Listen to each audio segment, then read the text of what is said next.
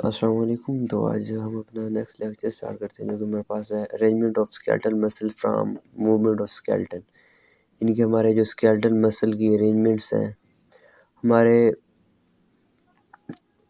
मतलब वो किस तरह हमारे स्केलेटन यानी कि हमारा जो बॉडी का स्केलेटन है उसकी मूवमेंट में किस तरह हेल्प कर रही होती है। तो जो भी एक हमारे पास अगर कोई स्केलेटल मसल है तो उसके बेसिकली हमारे पास 3 कंपोनेंट होते हैं।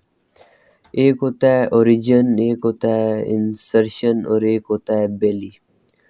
ओरिजिन होता है कि वो वाला पॉइंट जहाँ से कोई एक मसल ओरिजिनेट होता है कि is the end of muscle which remain fix, यानी कि ये है कि ऐसा एंड होता है जो कि हमेशा फिक्स ही रहता है जब एक मसल रिलैक्स करता है या कॉन्ट्रैक्ट करता है। इंसर्शन होता है जो कि ओरिजिन के ऑपोजिट एंड पे हमारे पास मसल का एंड होता है ना, उसे हम कहते हैं इंसर्शन, तो जो कि बोन के साथ मूव करता है। और एक बेली होता है जो कि इंसर्शन और ओरिजिन के दरमियान में जो मसल का थिक पार्ट होता है उसे कहते हैं बेली। अब हमारे पास 2 तरह की टर्म्स हैं, एक है लिगामेंट्स, ये दोनों कनेक्टिव टिश्यू हैं, और एक है टेंडन्स। इनमें समझने वाली चीज़ ये है कि जो हमारे पास लिगामेंट्स है ना, ये बोन को बोन से अटैच करते हैं। इनके ऐसे कनेक्टिव टिश्यू जो कि the type of connective tissue which connects bone to bone, यानी कि ऐसे कनेक्टिव टिश्यू जो कि बोन को बोन से कनेक्ट करते हैं उनको हम कहते हैं लिगामेंट्स। और टेंडन्स वो हैं जो कि हमारे पास मसल को बोन से कनेक्ट करते हैं। और ये जो लिगामेंट होते हैं क्योंकि ये बोन टू बोन कनेक्शन उन्हें प्रोवाइड करना होता है तो ये स्लाइटली इलास्टिक होते हैं, मतलब थोड़े बहुत इनमें मूवमेंट होती है। और ये जो मसल टू बोन होते हैं क्योंकि मसल तो पहले ही मूवेबल होता है तो इसलिए ये नॉन इलास्टिक होते हैं। डिफरेंस बिटवीन टेंडन और लिगामेंट इम्पोर्टेंट शॉर्ट क्वेश्चन है। और what is a muscle and right its parts, तो ये भी एक इम्पोर्टेंट शॉर्ट क्वेश्चन है। यहाँ तक 2 शॉर्ट क्वेश्चन है। और अगर इनमें लिगामेंट और टेंडन में आपसे कोई 3 फ़र्क पूछे जाएँ तो आप ये फर्स्ट वन तो ये लिख सकते हैं कि ये दोनों कनेक्टिव टिश्यू हैं। जो लिगामेंट है ये बोन को बोन से कनेक्ट करता है, टेंडन जो है ये मसल को बोन से कनेक्ट करता है, और ये जो लिगामेंट्स हैं ये स्लाइटली इलास्टिक होते हैं, जो टेंडन्स होते हैं ये नॉन इलास्टिक होते हैं। ये इनमें मेजर 3 डिफरेंस है। आगे है कि हमारे पास मूवमेंट ऑफ बोन्स, इनके बोन हमारे पास किस तरह मूव करती हैं। जो हमारे पास मेजॉरिटी ऑफ मसल टिश्यू है वो हमारे स्केलेटल मसल है, और हमारे बॉडी में जितना भी स्केलेटल है उसके साथ जितने भी मसल अटैच होते हैं हम स्केलेटल मसल कहते हैं। और ये जो हमारे पास स्केलेटल मसल हैं वो वही मूवमेंट परफॉर्म कर रहे होते हैं, या तो by pulling on tendon through cords of connective tissue. इनके पुलिंग जो टेंडन है ये देखिए बेसिकली जो टेंडन होता है वो मसल टू बोन होता है, यानी कि मसल बेसिकली मूवमेंट जो होती है वो मसल ही की वजह से होती है, तो ये करवा रहे होते हैं। तो जब हमारे पास टेंडन जो है वो एक बोन को पुल करता है तो most muscle pass across a joint are attach to the bone that form joints. बहुत से हमारे पास जो मसल्स हैं इनके वो जॉइंट्स के ऊपर भी मसल अटैच होते हैं जहाँ पे इनके 2 बोन्स आपस में मिल रही होती हैं। तो ऐसे मसल जो होते हैं वो कॉन्ट्रैक्ट करते हैं या फिर रिलैक्स करते हैं टुवर्ड्स एंड अवे तो फ्रॉम द बोन, या वो आर्टिकुलेट यानी कि मूवमेंट कर रहे होते हैं। तो आगे है हमारे पास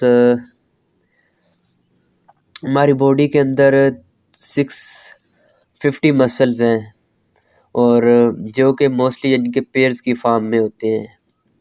तो ये जहाँ भी मेरे पास जॉइंट होते हैं वो एक जॉइंट के ऊपर जो हमारे पास मसल्स हैं वो एक दूसरे के ऑपोजिट डायरेक्शन में वर्क कर रहे होते हैं, लेकिन एक दूसरे के अगेंस्ट।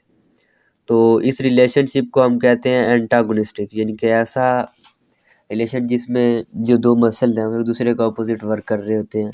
जैसे ये हमारा बाजू है, आर्म है, तो इसके जो मसल्स हैं एक नीचे ट्राइसेप होता है, ऊपर बाइसेप होता है। तो जब हमारा एक आर्म यानी कि फ्लैट सीधा होता है तो हमारा जो बाइसेप होता है वो रिफ्लेक्स होता है और ट्राइसेप होता है वो कॉन्ट्रैक्ट होता है। लेकिन जब हम उसकी मूवमेंट करवाते हैं तो हमारे पास जो बाइसेप होता है वो कॉन्ट्रैक्ट हो जाता है और ट्राइसेप रिफ्लेक्स हो यानी कि एक दूसरे के ऑपोजिट वर्क कर रहे होते हैं। इसको हम रिलेशन को कहते हैं एंटागोनिस्ट।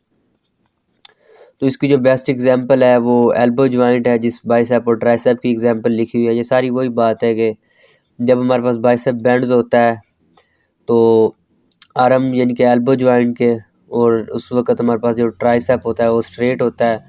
तो जो बाइसेप ब्रैची है